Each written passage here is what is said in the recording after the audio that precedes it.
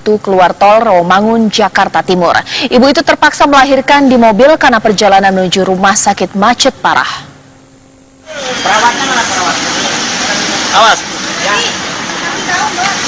Polisi lalu lintas ini mengemudikan mobil milik pasangan Ono Caryadi dan Purnamawati. Ono yang merupakan tentara tak bisa menyetir kendaraannya karena ia harus membantu memegang istri dan anaknya yang baru saja bersalin di dalam mobil. Dua polantas membantu proses itu. Mereka kemudian membawa ibu dan bayi yang baru dilahirkannya ke rumah sakit. Peristiwa ini bermula ketika Pelda Ono meminta bantuan dua polisi yang sedang bertugas di jalan. Ia meminta pengawalan karena keadaan darurat, istrinya hendak melahirkan. Jalanan saat itu macet. Ono tiba-tiba berhenti di dekat pintu tol Rawamangun, sebab Purnamawati terpaksa melahirkan saat itu juga. Dua polantas membantu pasutri itu. Bayi pun lahir di dalam mobil di tengah kemacetan Jakarta.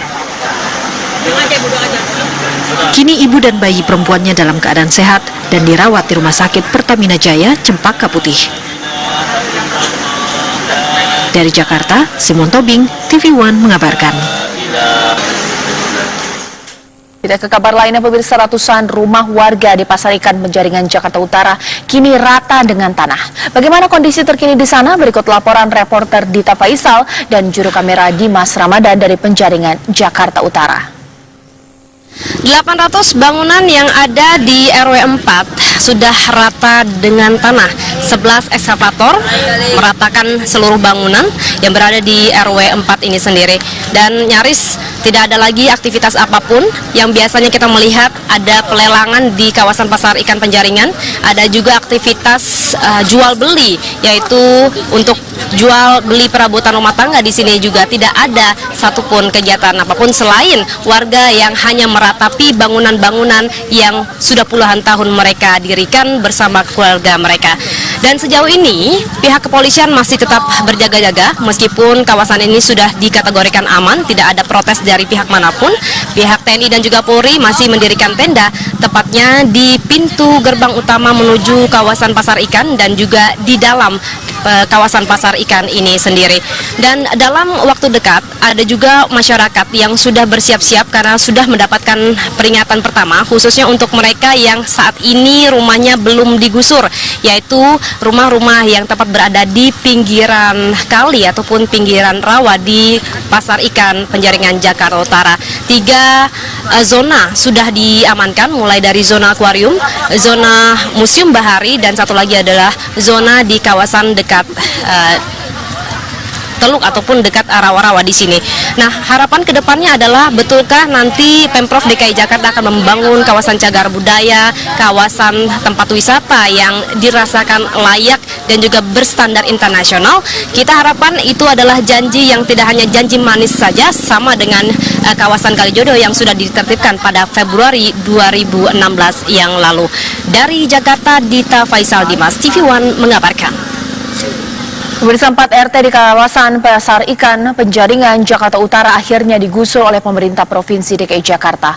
Penggusuran tersebut dilawan oleh warga.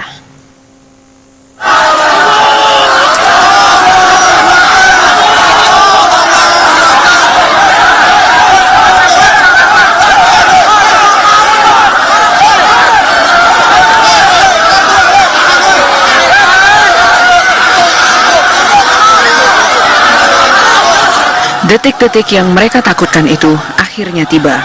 Pukul 7 pagi, petugas gabungan dari kepolisian, TNI, Satpol PP, dan Dinas Kebersihan DKI Jakarta datang untuk menggusur 4 RT di Pasar Ikan Penjaringan, Jakarta Utara.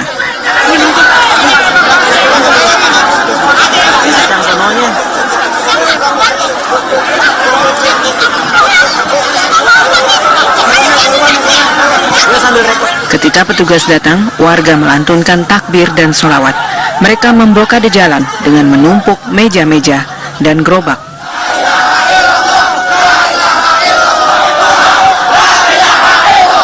Petugas menyerukan peringatan kepada warga.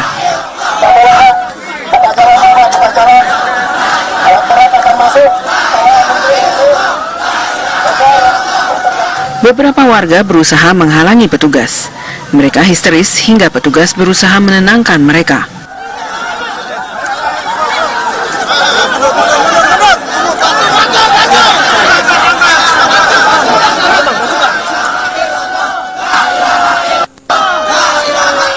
Peringatan sudah disampaikan sejak akhir Maret lalu agar warga membongkar sendiri bangunan di 4 RT atau terpaksa ditertibkan hari ini.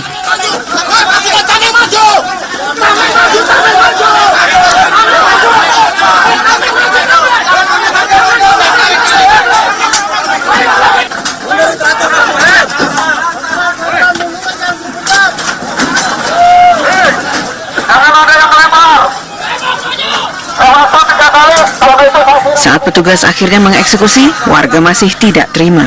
Anak kami masih di dalam.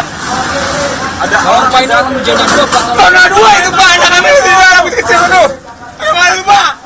Ya Allah, itu banyak anak kecil. Saya utara. Itu beko seperti dulu. Sejumlah anak masih berada di lokasi yang digusur. Cucunya belum ketemu, Bu? Belum, Pak. Bu, cucunya laki-laki perempuan, Bu? Perempuan deh, sekolah paling pintar dia sekolah. Kelas berapa, Bu? Kelas 2. 2 SMP? Enggak, SD. Kalau SMP udah bisa lari. Ini mau kecil, ya Allah. Tadi di sana ngapain, Bu? Ikut doa deh. Ikut doa, oke. Iya, ikut berdoa, buat sos. Dengan 11 alat berat, bangunan-bangunan yang masih berdiri akhirnya dirobohkan.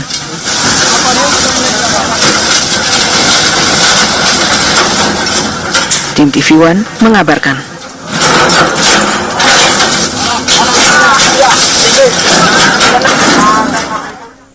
Kita beralih ke kabar lainnya, pemirsa. Usai pemeriksaan, maksud kami usai diperiksa Kejaksaan Agung, mantan Komisaris Mobile Aid Haritanu Sudibyo menegaskan tidak pernah terlibat dengan operasional perusahaan yang ada di dalam MNC Group.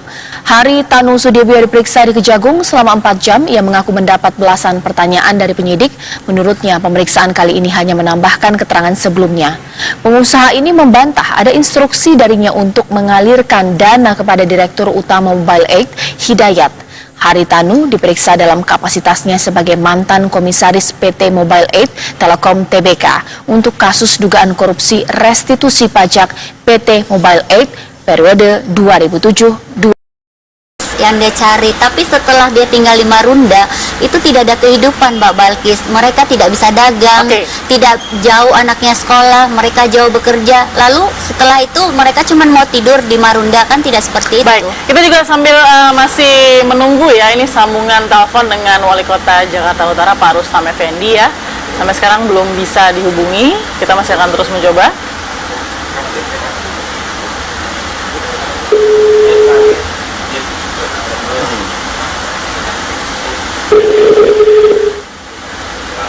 Ya, kita sambil menunggu ya komunikasi dengan Pak Rustam Effendi, mudah-mudahan ada waktu, sedikit waktu, karena memang ini proses masih jalan terus itu. Oke, kalau tadi ada rakyat yang atau sebagian dari warga yang oke, saya akan coba deh adaptasi, tapi kan kembali tadi ke janjinya Pak Ahok, saya nggak mau rakyat miskin, artinya dia akan membuat sesuatu yang bagus dong di sebuah rusun, entah itu usaha, UKM dan lain-lain. Mas Adi, nggak ada pembiaran. Saya ini sudah datang di Marunda. Waktu itu saya udah datang ke Marunda, ada 2000 kakak yang tinggal di sana. Saya udah ketemu RW-nya, katanya kita yang biasanya dagang, terus sampai ke sini mau dagang, semuanya pada dagang, yang belanja nggak ada, yang mau beli nggak ada. Terus ada lagi orang yang dipindah, sekolahnya masih jauh-jauh banget, anak kecil tiap hari sekolah. Mas Ani sangat bersahabat dengan dunia usaha. Ya. Ini UKM, seperti apa sih nasibnya nanti ke depan? Pertama kan ada 3 kendala yang saya sudah petakan untuk teman-teman yang relokasi. Satu adalah akses pasar. Jadi sekarang mungkin mereka punya lahan usaha, tapi pasarnya nggak ada di situ. Itu mesti kita berikan solusi. Gimana caranya buat pasar? Nah, itu harus dibuat seperti lebih ramai gitu, ada trafficnya.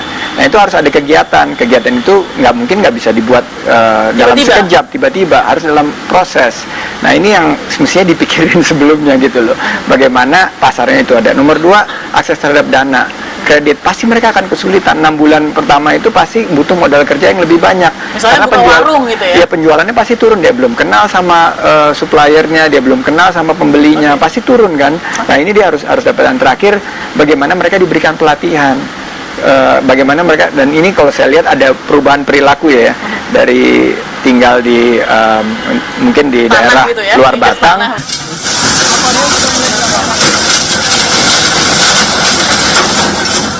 Tim TV One mengabarkan.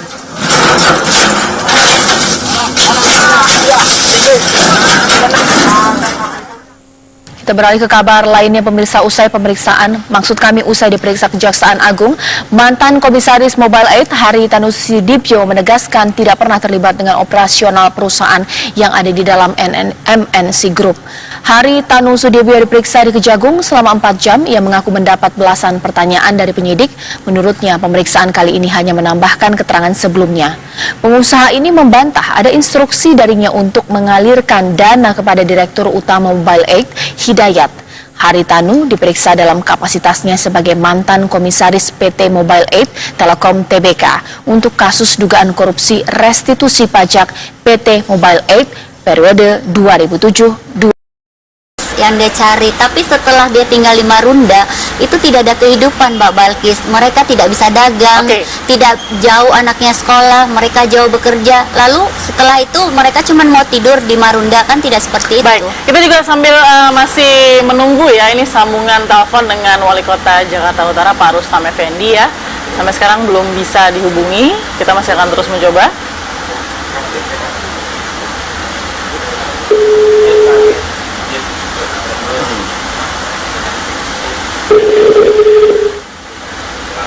Ya, kita sambil menunggu ya komunikasi dengan Pak Rustam Effendi, mudah-mudahan ada waktu sedikit waktu. Menenangkan mereka.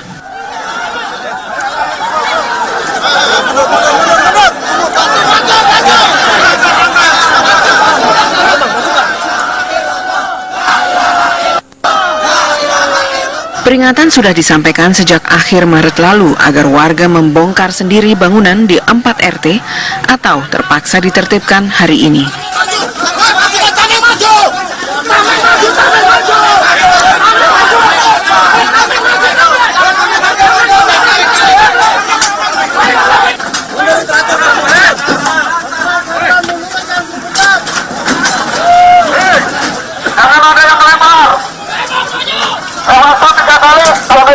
Saat petugas akhirnya mengeksekusi, warga masih tidak terima. Anak kami masih di dalam.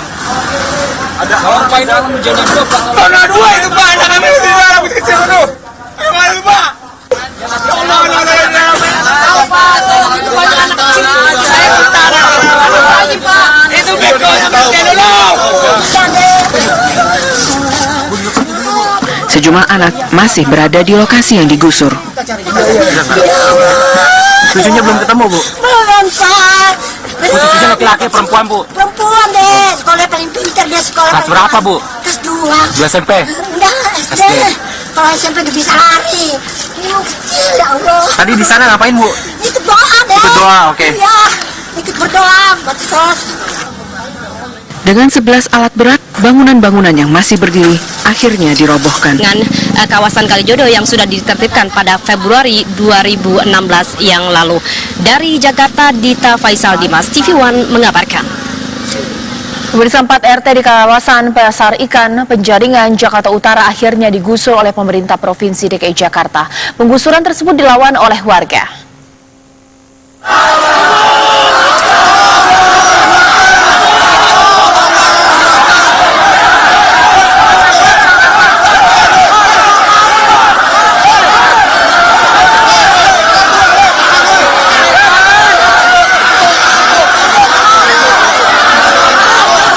Detik-detik yang mereka takutkan itu akhirnya tiba.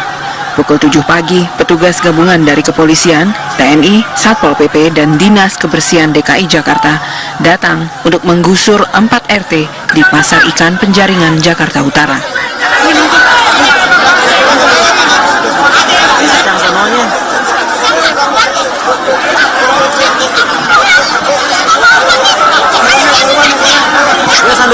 Ketika petugas datang, warga melantunkan takbir dan sholawat. Mereka memblokade jalan dengan menumpuk meja-meja dan gerobak.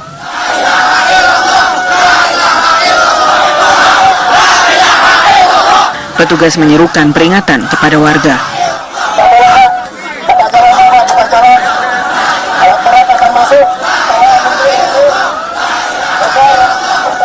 Beberapa warga berusaha menghalangi petugas.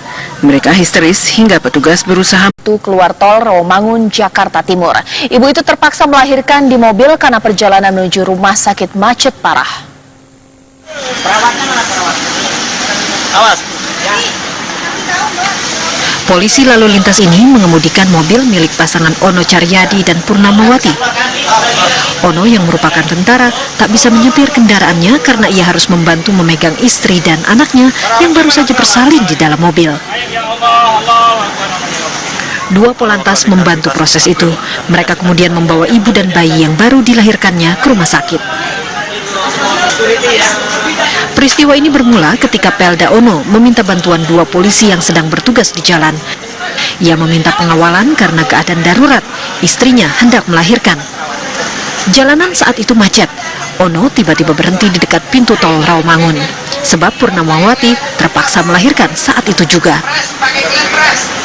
Dua polantas membantu pasutri itu. Bayi pun lahir di dalam mobil di tengah kemacetan Jakarta. Kini ibu dan bayi perempuannya dalam keadaan sehat dan dirawat di Rumah Sakit Pertamina Jaya, Cempaka Putih. Dari Jakarta, Simon Tobing, TV One mengabarkan. Kita ke kabar lainnya, pemirsa, ratusan rumah warga di Pasar Ikan Penjaringan, Jakarta Utara kini rata dengan tanah. Bagaimana kondisi terkini di sana? Berikut laporan reporter Dita Faisal dan juru kamera Dimas Ramadan dari Penjaringan, Jakarta Utara. 800 bangunan yang ada di RW 4 sudah rata dengan tanah. 11 ekskavator meratakan seluruh bangunan yang berada di RW 4 ini sendiri. Dan nyaris tidak ada lagi aktivitas apapun. Yang biasanya kita melihat ada pelelangan di kawasan Pasar Ikan Penjaringan. Ada juga aktivitas jual beli, yaitu untuk jual beli perabotan rumah tangga. Di sini juga tidak ada satupun kegiatan apapun selain warga yang hanya meratapi bangunan-bangunan yang sudah puluhan tahun mereka dirikan bersama keluarga mereka. Dan sejauh ini pihak kepolisian masih tetap berjaga-jaga meskipun kawasan ini sudah dikategorikan aman, tidak ada protes dari pihak manapun. Pihak TNI dan juga Polri masih mendirikan tenda tepatnya di pintu gerbang utama menuju kawasan Pasar Ikan dan juga di dalam kawasan Pasar Ikan ini sendiri.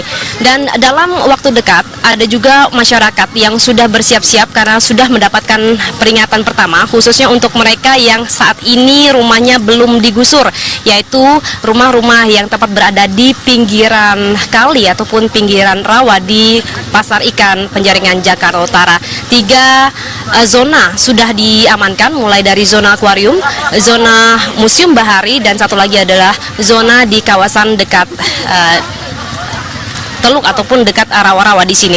Nah, harapan kedepannya adalah betulkah nanti Pemprov DKI Jakarta akan membangun kawasan cagar budaya, kawasan tempat wisata yang dirasakan layak dan juga berstandar internasional. Kita harapkan itu adalah janji yang tidak hanya janji manis saja, sama dengan